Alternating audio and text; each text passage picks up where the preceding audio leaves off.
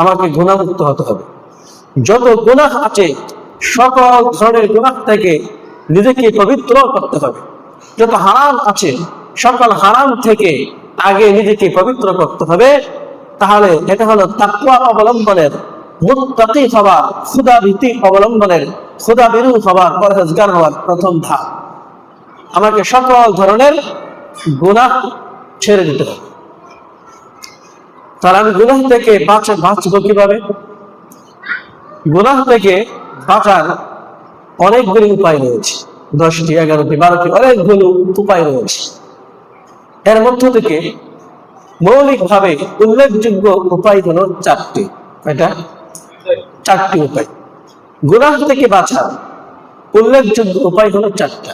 এই 4টা ছাড়া আরো অনেক উপায় আছে, যেমন সৎ কাজ করা, পাঁচ ওয়াক্ত নামাজ আদায় করা, জামাতে শহীদ নামাজ আদায় করা, আরো ইত্যাদি যত সৎ কাজ আছে সবগুলো দ্বারা সেগুলো গুনাহ মাফ হয়। কিন্তু এছাড়াও উল্লেখযোগ্য 4টা বিষয় হলো, যে 4টা বিষয় 4টা কাজ করলে আমরা গুনাহ থেকে পবিত্রতা অর্জন করতে পারি। তাকওয়া অবলম্বনের, মুত্তাকি হওয়ার যে প্রথম ধাপ, সেই প্রথম সিঁড়িতে আমরা উঠতে পারি। তো গুনাহ থেকে বাঁচার 4টি উপায়। 1 নম্বর উপায় হলো তাওবা করা। 1 নম্বর উপায় হলো তাওবা করা। একনিষ্ঠ তাওবা নসুহ, একনিষ্ঠ তাওবা করা, নীরব তাওবা করা। এখন প্রশ্ন হলো, একনিষ্ঠ তাওবা কাকে বলে? নীরব তাওবা কাকে বলে? একনিষ্ঠ তাওবা হলো 4টা কাজ করার নাম। কটা কাজ করার নাম?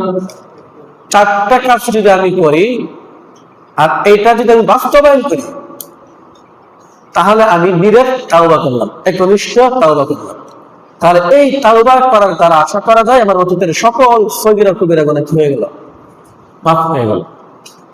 আমি আশা করব আজকে এখান থেকে জুমার নামাজ থেকে বের হওয়ার পর আমরা প্রত্যেকেই একনিষ্ঠ তাওবা করব। এখানে আমরা নিয়ত করব এবং মসজিদ থেকে বের হওয়ার পর আমরা বাস্তবায়ন করব নীরব তাওবা, একনিষ্ঠ তাওবা।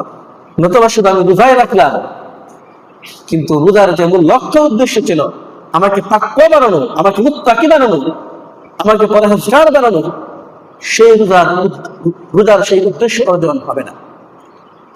তো যদি আমি 4টে কাজ করি তাহলে আমি একনিষ্ঠ তাওবা করতে পারি। 4টে কাজ কি কি? নাম্বার 1,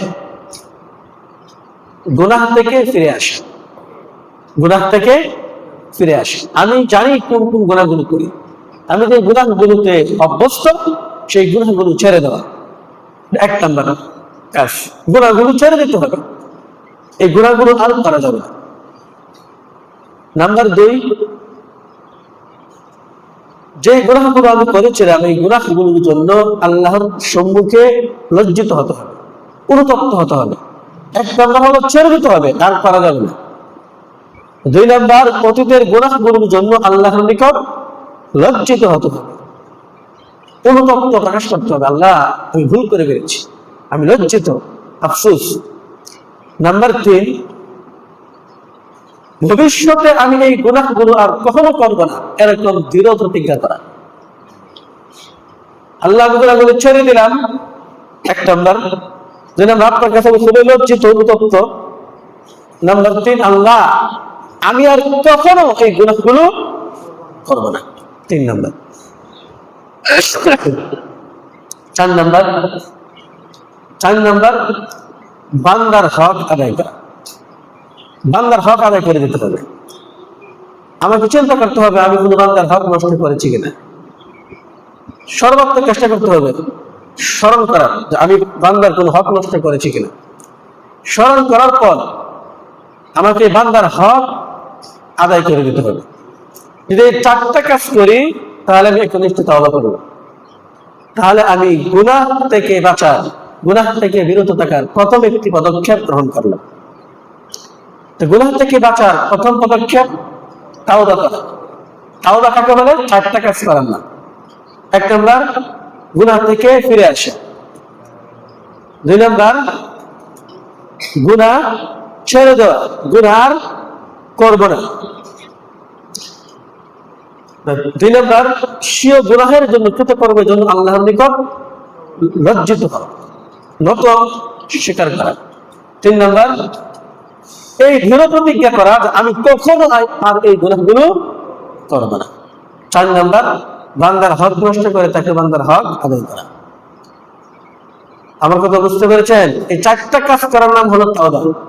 এছাড়া আমি যত বলতে দেখি আস্তাগফিরুল্লাহ ওয়া আতুবু ইলাইহি, আস্তাগফিরুল্লাহ ওয়া আতুবু ইলাইহি, আমি তাওবা করতেছি, আমি তাওবা করতেছি, আল্লাহ আমি তাওবা করতেছি, এই তাওবা গ্রহণযোগ্য হবে না। এটা মৌখিক তাওবা হবে, কিন্তু রাসূল যে তাওবা আমাদেরকে শিক্ষা দিয়েছেন সেই তাওবা অর্জন হবে না। তাহলে এক নম্বর পদক্ষেপ হলো গুনাহ থেকে বাঁচার, আমাকে আপনাকে তাওবা করতে হবে। তাওবা করা, তাওবা বলা হয় চারটা জিনিস করার না, চারটা কাজ করার না। এক নম্বর, গুনাহ থেকে ফিরে আসা। দুই নম্বর, স্বীয় গুনাহের জন্য, নিজের গুনাহগুলোর জন্য আল্লাহর নিকট লজ্জিত হওয়া, অনুতপ্ত হওয়া, অনুশোচনা প্রকাশ করা। তিন নম্বর, আমি আর এই গুনাহগুলো করবো না, এরকম দৃঢ় প্রতিজ্ঞা করা, দৃঢ় সংকল্প করা। চার নম্বর, বান্দার হক নষ্ট করে থাকলে বান্দার হক আদায় করা। এর নাম হলো তাওবা। যদি চারটার কোনো একটি যদি আমি না করে থাকি, তাহলে এটা তাওবা হবে না, তাহলে সেটা তাওবা হবে না। আমি মৌখিক ভাবে যত আস্তাগফিরুল্লাহ ওয়া আতুবু ইলাইহি ওয়া আতুবু ইলাইহি বলতে থাকি, আল্লাহ আমি তাওবা করতেছি, তাওবা করতেছি, ওই তাওবা গ্রহণযোগ্য হবে না। তাহলে গুনাহ থেকে বাঁচার এক নম্বর পদক্ষেপ হলো তাওবা করা। আমরা তাওবা করব তো? আল্লাহ আমাদেরকে বুঝার তৌফিক দান করুন। তো তাওবা করলে ফায়দা কি? আল্লাহ বলেন, ইয়া আইয়ুহাল্লাযীনা আমানু তুবু ইলাল্লাহি তাওবাতান নাসুহা। হে ঈমানদারগণ, তোমরা যখন কোনো গুনাহ করে ফেলবে তখন তোমরা একনিষ্ঠ তাওবা করবে। হে ঈমানদারগণ, যখন তোমরা, হে ঈমানদারগণ, তোমরা একনিষ্ঠ তাওবা করো, নীরব তাওবা করো। তাহলে লাভ কি? আসা রাব্বুকুম আন ইউকাফিরা আনকুম সাইয়্যাতিকুম, তাহলে অবশ্যই তোমাদের রব তোমাদের গুনাহগুলো মাফ করে দিবেন। তাওবার ফায়দা কি? তাহলে অবশ্যই তোমাদের রব তোমাদের গুনাহগুলো মাফ করে দিবেন, এক নম্বর। দ্বিতীয় ফায়দা, আল্লাহ রাসূল বলেন, আত-তাইবু মিনাদ যানবি কামান লা যানবা লাহু, তাওবাকারী এমন ব্যক্তির মতো হয়ে যায় যার কোনো গুনাহ নেই। তাওবাকারী এমন ব্যক্তির মতো হয়ে যায় যার কোনো কি নাই, গুনাহ নেই। তাওবাকারী কাকে বলে? ওই যে চারটে কাজ করার কথা বললাম, যে এই চারটে কাজ করবে সেই সেই তাওবাকারী, সেই একনিষ্ঠ তাওবা করবে। নাম্বার 3, আল্লাহ রাসূল বলেন, কুল্লু বানি আদম খাত্তা ওয়া খায়রুল খাত্তাইন আত-তাওয়াবুন। সকল বনি আদম, সকল আদম সন্তান গুনাহগার, আর সবচেয়ে উত্তম গুনাহগার হলো তাওবাকারী। গুনাহ হয়ে যাবে, গুনাহ হওয়ার পর আমি যদি তাওবা করি, একনিষ্ঠ তাওবা করি, তাহলে গুনাহগারদের মধ্য থেকে আমি একজন উত্তম গুনাহগার।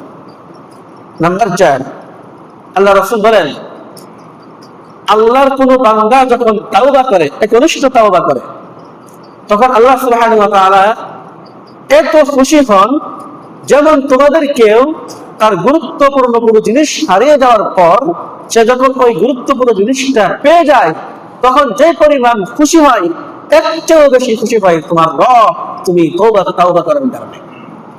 উদাহরণস্বরূপ, কোন মা যদি তার সন্তানকে হারিয়ে ফেলে, তার 5 বছরের শিশুকে হারিয়ে ফেলে, মাতা পিতা যদি তার 5 বছরের শিশুকে হারিয়ে ফেলে, কোন সন্তানকে হারিয়ে ফেলে, তিনি 5 বছর 2 দিন 3 দিন পরে যদি তার সাক্ষাৎ পায়, তাকে পাওয়া যায়, তাহলে কি পরিমাণ খুশি হবে, কি পরিমাণ খুশি হবে। আল্লাহ রাসূল সাল্লাল্লাহু আলাইহি ওয়াসাল্লাম হাদিসে উদাহরণ দিয়ে এটা বুঝিয়েছেন যে মরুভূমিতে এক ব্যক্তি উটের উপর সওয়ার হয়ে তার গন্তব্যের উদ্দেশ্যে রওনা হয়েছে। তার উটের উপর তার খাদ্য পানীয় রয়েছে। হঠাৎ করে ব্যক্তিটা চলতে চলতে তার পরিশ্রম লেগে যায়। পরিশ্রম দূর করার জন্য, বিশ্রাম নেওয়ার জন্য একটি গাছের ছায়ায় তার উটটাকে বেঁধে সে গাছের ছায়ায় একটু বিশ্রামের জন্য সে ঘুমিয়েছে। ঘুম থেকে উঠে দেখে তার উটটা কাছে নেই, তার উটটা কোথায় চলে গেছে। আপনি চিন্তা করেন তো, বিশাল মরুভূমি, তার একমাত্র গন্তব্যে যাওয়ার মাধ্যম হলো ওই উটটা, আর ওই উটের উপরেই ছিল তার খাদ্য সামগ্রী, খাদ্য পানীয়। তার চিন্তাটা কেমন লাগবে? ঘুম থেকে উঠে দেখে তার উট নাই, সে খুব অস্থির, চিন্তিত, এখন কি করবে? এই মুহূর্তে সে কোথায় যাবে? সে আবার চিন্তা করতে করতে আবার ঘুমিয়ে গেল। আমার কিচ্ছু করার নাই, কোথায় যাবে, কোন দিকে যাবে? সে আবার ঘুমিয়ে গেল। দ্বিতীয়বার ঘুম থেকে সে উঠে দেখলো তার উটটা তার পাশে দাঁড়ানো। এবার বলেন তো দেখি, তার সে কতটুকু খুশি হবে? আল্লাহ রাসূল বলেন, তোমাদের কোন গুনাহগার যখন আল্লাহর নিকট তাওবা করে, ওই ব্যক্তির চেয়েও আল্লাহ অনেক বেশি খুশি হয়। কারণ আল্লাহ এতদিন দেখেছেন বান্দাটা জাহান্নামের দিকে হাঁটতেছে, সে পথভ্রষ্ট, মরলেই জাহান্নামী।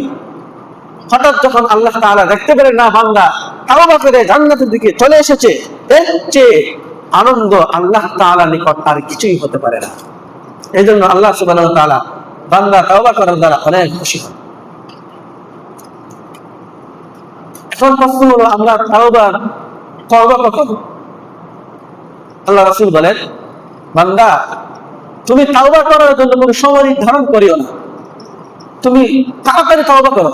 কারণ তোমার মৃত্যু কখন হয়ে যাবে তুমি জানো না। তোমার মৃত্যু আসার পূর্বেই, মৃত্যুর যন্ত্রণা শুরু হওয়ার পূর্বেই তুমি তাওবা করে ফেলো। কারণ যখন মানুষ মৃত্যু সজ্জায় কাতর থাকে, একেবারে তার রূহটা তার থেকে বের হয়ে যাবে, রূহ যখন বের হয়ে যাবে তখন মৃত্যু ঘরঘরানি শুরু হয়ে যাবে। এই মুহূর্তে তাওবা করলে তাওবা তখন যোগ্য হয় না, আল্লাহ তাআলা তাওবা কবুল করেন না। এজন্য আল্লাহ রাসূল বলেন, মৃত্যু আসার পূর্বেই তোমরা তাওবা করো। তাহলে আমরা তাওবা করবো তো? তাহলে গুনাহ থেকে বাঁচার এক নম্বর পদক্ষেপ হলো একনিষ্ঠ তাওবা করা। তো তাওবা করতে হলে আমাকে কি করতে হবে? আস্তাগফিরুল্লাহ ওয়া আতুবু ইলাইহি, আস্তাগফিরুল্লাহ ওয়া আতুবু ইলাইহি। মুখে যত্ন হবে? হবে না।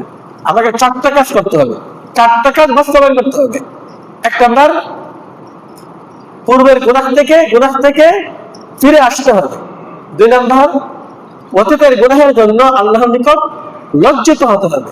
3 নম্বর, ভবিষ্যতে আমি আর কখনো গুনাহ করব না, এই প্রতিজ্ঞাবদ্ধ হতে হবে আল্লাহর সাথে। নাম্বার 4, বান্দার কোন হক নষ্ট করে থাকলে বান্দার হক আদায় করতে হবে।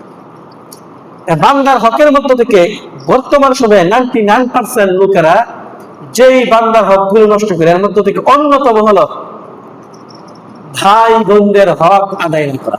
মিরাস কতদিন পাওয়া যাবে যদি এখন বলি?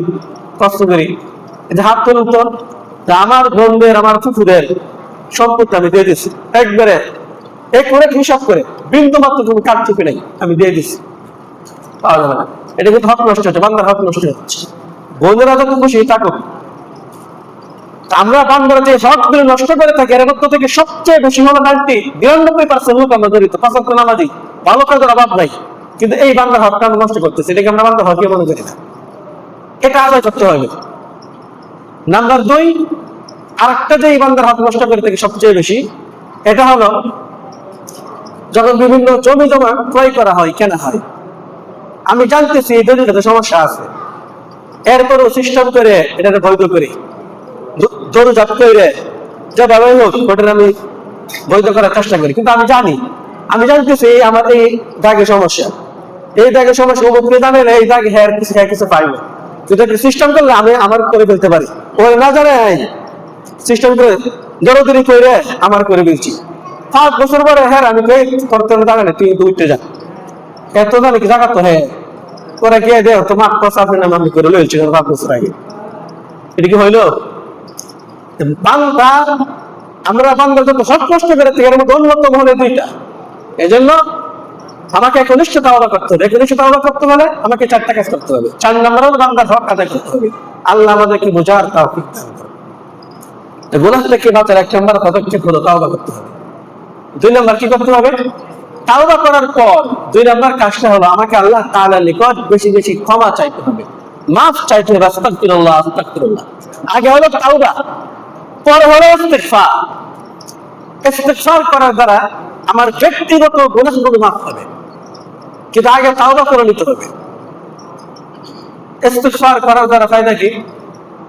আল্লাহ সুবহানাহু ওয়া তাআলা বলেন, والذين إذا فعلوا فاحشة أو ظلموا أنفسهم ذكروا الله فاستغفروا لذنوبهم ومن يغفر الذنوب إلا الله ولم يصروا على ما فعلوا وهم يعلمون। আল্লাহ সুবহানাহু ওয়া তাআলা বলেন, যারা কোনো গুনাহ করে ফেলে, কোনো অশ্লীল কাজ করে ফেলে, অথবা নিজেদের প্রতি জুলুম করে ফেলে, এরপর আল্লাহর কথা স্মরণ করে, আল্লাহর কথা স্মরণ করার পর যারা আল্লাহ তাআলার নিকট মাফ চাই, ক্ষমা চাই, আল্লাহ আমি গুনাহটা করে ফেলেছি, ভুলটা করে ফেলেছি, তুমি আমাকে মাফ করে দাও, এবং তারা জেনে শুনে জেনে বুঝে ওই গুনাহটার উপর অবিচল থাকে না, অটল থাকে না, মানে জেনে শুনে বারবার এই গুনাহটা করে না, আল্লাহ বলেন তাহলে আমি তাদেরকে কি করে দেই? মাফ করে দিই। গুনাহ থেকে মুক্তি পাওয়ার 2 নম্বর কাজ হলো আমাকে ইস্তিগফার করতে হবে। নাম্বার 3 নাম্বার হলো ক্ষমার আশায় আল্লাহ তাআলার নিকট মাফ চাইতে হবে। কিসের আশায়? ক্ষমার আশায়। আগে কিন্তু আমাকে দুটো কাজ করে নিতে হবে, আমাকে প্রথমে তাওবা করতে হবে, এরপর ইস্তিগফার, এরপর ক্ষমার আশায় আমাকে আল্লাহর নিকট মাফ চাইতে হবে। আমি অনেক লোকের হক নষ্ট করে বসে আছি, আমি আল্লাহর কাছে মাফ চাইতেছি, ক্ষমার আশায় এখানে দোয়া করি, আল্লাহ মাফ করে দাও, আল্লাহ মাফ করে দাও, আল্লাহ মাফ করে দাও, কোনো লাভ নেই। আগে আমাকে দুইটা কাজ করে যাইতে হবে। 3 নম্বরে আমাকে ক্ষমার আশায় আল্লাহ তাআলার নিকট মাফ চাইতে হবে। আল্লাহ রাসূল সাল্লাল্লাহু আলাইহি ওয়াসাল্লাম বলেন, ইয়া ইবনা আদম ইন্নাকা মা দাআউতানি ওয়া রাজাউতানি। আল্লাহ সুবহানাহু ওয়া তাআলা বলেন, হে আদম সন্তান, যদি তুমি ক্ষমার আশায় আমার নিকট দোয়া করতে থাকো, যদি তুমি ক্ষমার আশায় আমার নিকট দোয়া করতে থাকো, গাফারতু লাকা মা কাআলা মা কানা ফিকা ওয়ালা উবারি, তাহলে আমি তোমার গুনাহগুলো মাফ করে দিব, তোমার গুনাহ যত বেশি হোক না কেন। যদি তুমি আমার নিকট ক্ষমার আশায় দোয়া করতে থাকো, তাহলে আমি তোমার গুনাহগুলো মাফ করে দিব, তোমার গুনাহগুলো যত বেশি হোক না কেন। 4 নম্বর কাজ হলো আমাকে ক্ষমার আশায় আল্লাহ তাআলার নিকট 3 নম্বর কাজ হলো ক্ষমার আশায় আল্লাহ তাআলার নিকট আমাকে দোয়া করতে হবে। 4 নম্বর কাজ হলো যদি আমার দ্বারা কোনো গুনাহ হয়ে যায়, তাহলে সাথে সাথে পরক্ষণে ভালো একটি কাজ করতে হবে। আমার দ্বারা একটা গুনাহ হয়ে গেছে, আমি যুবক, আমি ইউটিউবে ফেসবুকে একটা খারাপ জিনিস দেখে ফেললাম, সাথে সাথে আমাকে আর একটা ভালো কাজ করতে হবে। তাহলে আমি অতীতে কিছুক্ষণ আগে যে খারাপ কাজটা করলাম, এই খারাপ কাজটা আমাকে আল্লাহ তাআলা মাফ করে দিবেন, ক্ষমা করে দিবেন। আল্লাহ রাসূল সাল্লাল্লাহু আলাইহি ওয়াসাল্লাম আবু যর রাদিয়াল্লাহু তাআলা আনহুকে লক্ষ্য করে বলেন, হে আবু যর রাদিয়াল্লাহু তাআলা আনহুকে লক্ষ্য করে আল্লাহ রাসূল সাল্লাল্লাহু আলাইহি ওয়াসাল্লাম 3টি উপদেশ দিয়েছেন। কয়টি উপদেশ? 3টি উপদেশ। 1 নম্বর, ইত্তাকিল্লাহা হাইসুমা কুনতা। হে আবু যর, তুমি যেখানে থাকো না কেন, তুমি পৃথিবীর যে প্রান্তেই থাকো না কেন, তুমি লোকালয়ে থাকো, জনসম্মুখে থাকো, অথবা তুমি একাকী নিবৃত্তিতে অবস্থান করো, তুমি আলোতে থাকো অথবা অন্ধকারে থাকো, তুমি রাত্রিবেলায় কম্বলের নিচে থাকো অথবা তোমার পরিবারের লোকদের সম্মুখে থাকো, তুমি যেখানেই থাকো না কেন আল্লাহকে ভয় করবে, আল্লাহকে ভয় করবে। তুমি যেখানেই থাকো আল্লাহকে ভয় করবে, যেখানেই থাকো। তুমি যদি আল্লাহকে ভয় করো, যেখানেই থাকো, তুমি যেই চেয়ারে অবস্থান করো, ক্ষমতা, যদি আল্লাহর ভয় থাকে, তাহলে অপরাধের অনেক সুযোগ থাকা সত্ত্বেও তুমি অপরাধ করবে না। অপরাধের অনেক সুযোগ থাকা সত্ত্বেও তুমি অপরাধ করবে না। অন্যের জমি সুচিন্তিত ভাবে, সুপরিকল্পিত ভাবে দখল করার ক্ষমতা থাকা সত্ত্বেও কলমের খোঁচায় তুমি অন্যের জমি দখল করবে না। আসলে না অনেকে এরকম? তুমি যদি আল্লাহকে ভয় করো, যেখানেই থাকো তুমি আল্লাহকে ভয় করবে, তাহলে তোমার দ্বারা কোনো গুনাহ হবে না। নাম্বার 2, যদি তোমার দ্বারা কোনো গুনাহ হয়ে যায়, তাহলে সাথে সাথে তুমি একটি ভালো কাজ করবে, তাহলে এই গুনাহটা মাফ হয়ে যাবে। আল্লাহ রাসূল বলেন আতমি'is সাইয়্যাতা আল হাসানাতা তামহুহা। হে আবু যর, যদিও তোমার দ্বারা কোনো গুনাহ হয়ে যায়, সাথে সাথে তুমি একটি নেক কাজ করবে, ভালো কাজ করবে, তাহলে ভালো কাজটা তোমার গুনাহটাকে মিটিয়ে নিশ্চিহ্ন করে দেবে। 3 নাম্বার, আল্লাহ রাসূল বলেন হে আবু যর ওয়াখালিকিন নাসা বিখুলুকিন হাসানিন, তুমি ধনী গরিব, যুবক বৃদ্ধ, ছোট বড়, প্রভাবশালী আর দুর্বল, ক্ষমতাবান ক্ষমতাহীন, সকল ব্যক্তিদের সাথে তুমি ভালো ব্যবহার করবে। সকল ব্যক্তিদের সাথে তুমি ভালো ব্যবহার করবে, ধর্ম কর্ম নির্বিশেষে সকলের সাথেই তুমি উত্তম ব্যবহার করবে, ভালো ব্যবহার করবে। আল্লাহ আমাদেরকে বোঝার তৌফিক দান করুন। আমরা যদি এই 4টা কাজ করতে পারি, তাহলে আশা করা যায় আল্লাহ সুবহানাহু ওয়া তাআলা আমাদেরকে রমজান মাস দিয়েছেন গুনাহ থেকে বাঁচার জন্য, তাকওয়া অর্জনের জন্য, মুত্তাকি হওয়ার জন্য। আমরা যদি তওবা করতে পারি, ইস্তিগফার করতে পারি, খারাপ কোন কাজ হয়ে গেলে সাথে সাথে আমরা কোনো ভালো কাজ করি, ক্ষমার আশায় আল্লাহর নিকট বেশি বেশি দোয়া করি, তাহলে আশা করা যায় আল্লাহ সুবহানাহু ওয়া তাআলা আমাদের গুনাহগুলো মাফ করে দেবেন। আল্লাহ তাআলা আমাদের প্রত্যেককে একনিষ্ঠ তওবা করার তৌফিক দান করুন। ওয়া আখিরু দাওয়ানা আলহামদুলিল্লাহি রাব্বিল আলামিন। যারা সুন্নাত আদায় করি নাই, 4 রাকাত